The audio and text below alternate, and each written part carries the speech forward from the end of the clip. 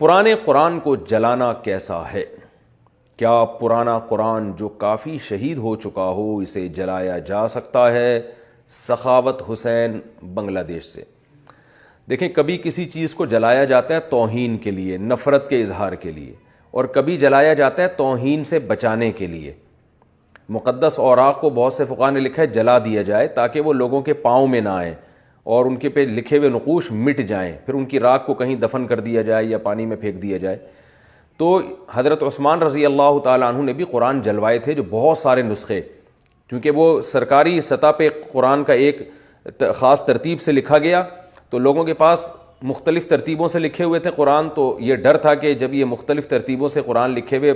بعد کے لوگوں کے پاس جائیں گے تو ان میں لڑائی ہو سکتی ہے، اختلاف ہو سکتا ہے کہ ان میں کون سا صحیح ہے کون سا غلط ہے، حالانکہ وہ سارے صحیح تھے، لیکن ایک انتظامی مسئلہ تھا۔ تو حضرت عثمان نے حضرت حذیفہ بن یمان رضی اللہ تعالیٰ عنہ کے مشورے پر عمل کیا، اور جو سرکاری سطح پہ جو ایک قرآن مرتب کر کے لکھوایا گیا، اس کے علاوہ تمام نسخے قرآن مجید کے جلا دیے گئے۔ تو وہاں کسی نے بھی نہیں کہا کہ یہ قرآن جلا رہے ہیں، وجہ یہ تھی کہ وہاں قرآن کا جلانا قرآن کی توہین کے لیے نہیں تھا، بلکہ قرآن کی حفاظت کے لیے تھا، تاکہ ایک ہی طرح کا قرآن لوگوں کے سامنے جائے۔ باقیوں کے پاس بھی یہی قرآن تھا، لیکن صورتوں کی ترتیب مختلف تھی، کسی کے پاس سورہ نساء پہلے تھی اور جناب آل عمران بعد میں تھی، کسی کے پاس فلاں صورت پہلے فلاں صورت بعد میں، تو یہ نبی نے اجازت دی تھی جس طرح سے چاہو صورتوں کو جمع کرو، لیکن یہ اجازت سے بعد میں فتنہ پیدا ہو سکتا تھا۔ تو حضرت عثمان رضی اللہ تعالیٰ عنہ نے صحابہ کے مشورے پر عمل کیا اور ایک ہی ترتیب سے لکھ دیا کہ بھئی الحمد سے لے کے والناس تک اس ترتیب پہ اب قرآن لکھا جائے گا، اس کے علاوہ کوئی ترتیب کسی کے پاس ہے تو اس کو ختم کر دیں۔ تو جلایا کیوں؟ توہین کے لیے نہیں بلکہ حفاظت کے لیے۔ تو اس سے پتہ چلتا ہے کہ قرآن کو اگر حفاظت کے لیے جلایا جا رہا ہے، کیا مطلب؟ توہین سے حفاظت کے لیے، تو یہ جلانا بالکل جائز ہے۔ میں اس پہ اتنی تفصیل اس لیے بیان کر رہا ہوں کہ سرگودا میں ہمارے ایک بہت ہی قریبی دوست ہیں، عالم بھی ہیں، اور اللہ نے ان سے بڑا کام بھی لیا ہے۔ انہوں نے ایک ادارہ بنایا کہ بھئی مقدس اوراق کی حفاظت کا۔ تو اب وہ مقدس اوراق کو لے جا کر ٹھکانے لگانا پورے شہر کے اوراق بہت مشکل کام ہے۔ تو میں نے ان کو مشورہ دیا کہ بھئی ایک یہیں اس ادارے میں ایک زمین کھودیں اور اس میں یہ اوراق رکھ کے جلا دیا کریں۔ تو کانوں کو ہاتھ پکڑ لیا انہوں نے کہا بھائی ایک دفعہ ہم نے یہ کیا تھا کہ ہم نے جلایا نہیں بلکہ غلطی سے آگ لگ گئی، تو وہ پڑوسیوں نے کمپلین کر دی اور فوراً جو ہے نا تھانے میں رپورٹ کرا دی کہ قرآن کی توہین کر رہے ہیں۔ تو اس معاملے میں نا ہماری قوم کو حد سے زیادہ جذبہ، عمل ڈھیلے کا نہیں ہے ہمارا قرآن پر، لیکن بس موقع چاہیے کہ عشق رسول اور قرآن کے عشق کے نام پہ نا کوئی موقع چاہیے ان کو کہ یہ ثابت کرنا کہ ہم سے بڑا عاشق کوئی نہیں ہے۔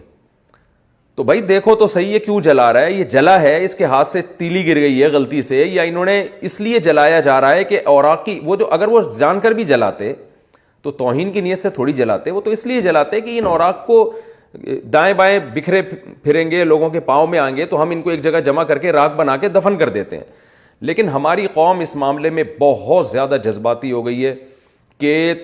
توہین رسالت کے نام پہ، توہین قرآن کے نام پہ جو ہے نا بے گناہ لوگوں کو بھی نشانہ بنایا جاتا ہے۔ میں مانتا ہوں کہ ظاہر ہے توہین رسالت اور توہین قرآن کا تو اب مسلمان تصور بھی نہیں کر سکتا، لیکن اس کی تحقیق بھی کرنے کے لیے تیار نہیں ہوتے کہ توہین ہوئی بھی ہے کہ نہیں ہوئی ہے۔ کتنے لوگ ہیں جو بے گناہ ہیں، جو ساری زندگی جن کی عشق رسول میں گزری اور رسول کی سیرت کو بیان کرتے ہوئے گزری، ان کی زبان سے کوئی لفظ تھوڑا سا غلط نکل گیا ممبر پہ، یا کوئی تحریر میں کوئی دائیں بائیں ان سے غلطی سے ہو گیا تو وہ اٹھا کے ان کو توہین رسالت کے کیس میں جیلوں میں ڈال دیا گیا ہے۔ تو قوم کو اپنے جذباتی جو پن ہے نا اس سے باہر آنے کی ضرورت ہے، اور یہ جو نعرے ہیں کہ ہم جو ہے نا توہین رسالت کے معاملے میں بس جذبات ہی سے کام لیں گے اور ہم یہی ہمارا ایمان ہے، تو اس سے معاشرے میں جو ہے نا وہ ظلم کا بہت خطرہ ہوتا ہے کہ لوگ ان جذبات کو غلط استعمال کرتے ہیں۔ تو نبی صلی اللہ علیہ وسلم نے ارشاد فرمایا الرفق ما کان فی شیء الا زانا وما نزع عن شیء الا شانا، جب بھی کسی معاملے سے نرمی نکال دی گئی نا تو وہ معاملہ بڑا غرق ہو جائے گا، اور جب بھی کسی معاملے میں بردباری اور نرمی ڈالی جائے گی تو وہ کام سدھرے گا۔ تو یہ جذباتی پن چاہے کسی بھی معاملے میں ہو، کسی بھی شریعت کے حکم کے معاملے میں ہو، یہ جذباتی پن نقصان پہنچاتا ہے، اس سے دنیا میں امیج بہت خراب جاتا ہے، بے گناہ لوگ اس سے نقصان ہوتا ہے، ان پہ ظلم ہوتا ہے۔ تو اس لیے نبی صلی اللہ علیہ وسلم کی سیرت ہے کہ آپ صلی اللہ علیہ وسلم نے ایک صحابی سے فرمایا کہ تمہارے اندر 2 خصلتیں ایسی ہیں جن کو اللہ اس کے رسول پسند کرتے ہیں, اور آپ نے فرمایا وہ 2 خصلتیں ہیں الحلم والانات, کہ تمہارے اندر برداشت ہے اور تمہارے اندر بردباری ہے, جلدی فیصلہ نہیں کرتے. تو کوئی بھی کہیں بھی اس طرح کا کیس ہو, توہین رسالت کا, توہین قرآن کا, آپ کو لگ رہا ہو کہ توہین ہے, تو صرف آپ کا لگنا کافی نہیں ہے, اس میں بہت زیادہ غور و فکر کرنا چاہیے کہ یہ سامنے والا پاگل تو نہیں ہے, مجنون تو نہیں ہے, دوسرا اس کی زبان سے غلط لفظ تو نہیں نکلے, ایسا تو نہیں ہے کہ اس کو اردو میں مہارت نہ ہو اور بیچارہ بولنا کچھ اور چاہتا ہو, نکلتا کچھ اور ہو اس کے منہ سے. تو بہت جلدی یہ فتوے لگا دینا قرآن کی توہین کے, رسالت کی توہین کے, یہ اچھا کام نہیں ہے, شریعت کا یہ مزاج نہیں ہے, اور اس سے معاشرے میں خوف و ہراس پھیلتا ہے, اور اس سے جو لبرل لوگ ہیں ان کو مذہب کے خلاف باتیں بنانے کا موقع ملتا ہے کہ دیکھو یہ مذہبی لوگ کتنے متشدد ہوتے ہیں اور ان کی وجہ سے جو ہے نا کتنا معاشرے کو نقصان ہو رہا ہے. تو ہر مسلمان الحمدللہ عاشق رسول ہوتا ہے, عاشق قرآن ہوتا ہے, ایسا نہیں ہے کہ مسلمان قرآن کی توہین کا تصور بھی کر سکے. تو اس لیے اگر کہیں ہو رہا ہے تو غور و فکر. یہی مسئلہ غیر مسلم کے ساتھ بھی ہے کہ غیر مسلم پر بھی آپ فوراً توہین رسالت کا فتویٰ نہیں لگا سکتے. اگر اس نے کوئی بات کہی ہے تو اس کے 10 مطلب نکلتے ہیں, تو آپ کو غور و فکر کرنا پڑے گا اس کا مفہوم کیا تھا. اس کو ایسا تو نہیں ہے کہ اس کو ورغلایا جا رہا ہو, یا ایسا تو نہیں ہے کہ اس کی نیت نہ ہو لیکن ہوا کچھ ہو. مثال کے طور پر ایک غیر مسلم کو آپ نے قرآن پکڑایا اور اس کے ہاتھ سے گر گیا, اب فوراً آپ کہیں اس نے جان کر گرایا یا صحیح طرح پکڑا نہیں اور قرآن کی توہین کی ہے, تو آپ بتاؤ اس آپ کے اس عمل سے وہ غیر مسلم اسلام کے قریب آئے گا یا اسلام سے دور ہوگا؟ یقیناً وہ تو دور ہوگا. وہ کہے گا میں نے نہ قرآن گرایا, میرے ہاتھ سے گر گیا. لیکن آپ جناب عشق قرآن کا دعویٰ کر کے لیبل لگا کے کہ ایک دم لوگوں کے, اور یعنی پبلک جو ہے نا ایسے نعروں پہ بہت جلدی اکٹھی ہو جاتی ہے. آپ فوراً کیس کریں گے نا اس کے خلاف تو آپ کو پبلک بہت مل جائے گی. وہ کہے گی یہ ہے عاشق قرآن, اصل میں دیکھو وہ غیر مسلم کے ہاتھ سے قرآن گرا تھا اور اس نے فوراً پکڑ کے دبوچا اور اس کی گردن دبا دی اور اس کو خلاف کیس کر دیا اور یہ کر دیا. اور پھر پولیس والوں کو بھی دھمکیاں دی جاتی ہیں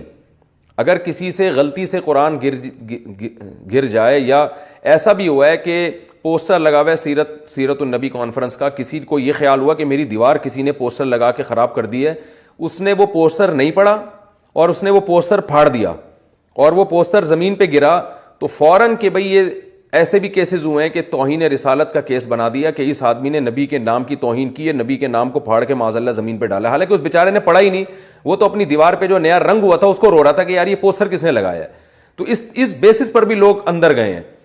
تو جذباتیت سے نکلنے کی ضرورت ہے. جذباتی نعروں سے جاہل لوگ تو بہت متاثر ہوتے ہیں اور مجمع بہت اکٹھا ہو جاتا ہے, لیکن اس سے لوگ دین کے قریب نہیں آتے بلکہ دین سے دور ہوتے ہیں. تو ہم کسی کو بھی توہین رسالت کی بھی اجازت نہیں دے سکتے, قرآن کی بھی توہین کی اجازت نہیں دے سکتے, پیغمبروں کی توہین کی بھی اجازت نہیں دے سکتے. اس بارے میں تو مسلمانوں کا موقف بہت مضبوط ہے,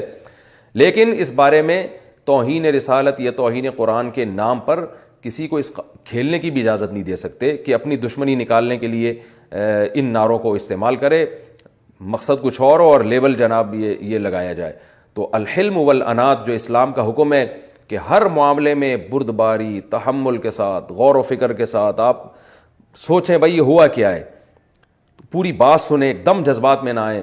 تو میں یہ عرض کر رہا تھا پولیس والوں کو بھی بعض دفعہ دھمکیاں دی جاتی ہیں, FIR کٹوانے جاؤ نا کہ بھئی اس نے پوسٹر پھاڑ کے زمین پہ نبی کے نام کا وہ گرائی ہے اور توہین کی ہے,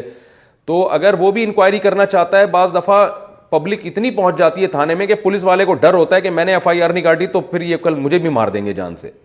تو اس جذباتی پن کی اصلاح کی بہت شدید ضرورت ہے, اور 2 انتہاؤں کے درمیان اعتدال کے راستے کی ضرورت ہے. نہ اتنا لبرل بننے کی ضرورت ہے کہ جو چاہے اٹھے نبی کی گستاخی کرتا رہے, قرآن کی توہین کرتا رہے اور ہم اس کو ٹھنڈے پیٹوں برداشت کر لیں, اس کی بھی اجازت نہیں ہے. لیکن ایسا بھی نہیں ہے کہ کوئی مذہبی جنونی اٹھے اور جناب مذہب کے نام پہ, اصل میں تو اس کو اپنا جنون تھا لیکن اس پہ مذہب کا لیبل لگا کے وہ مذہب کو بدنام کرنے کی کوشش کرے اور اس کی وہ تحقیق ہی نہ کرے کہ توہین ہوئی بھی ہے کہ نہیں ہوئی ہے, اس کی نیت کیا تھی, اس کا ارادہ کیا تھا, یہ کرنا کیا چاہتا تھا, ہوا کیا اس سے. تو یہ ان تمام باتوں کو نظر انداز کیے بغیر بس جو ایک جذباتی پن ہمارے معاشرے میں چل رہا ہے اس کو بھی کنڈیم کرنے کی ضرورت ہے اور اس کی بھی حوصلہ شکنی کرنے کی ضرورت ہے.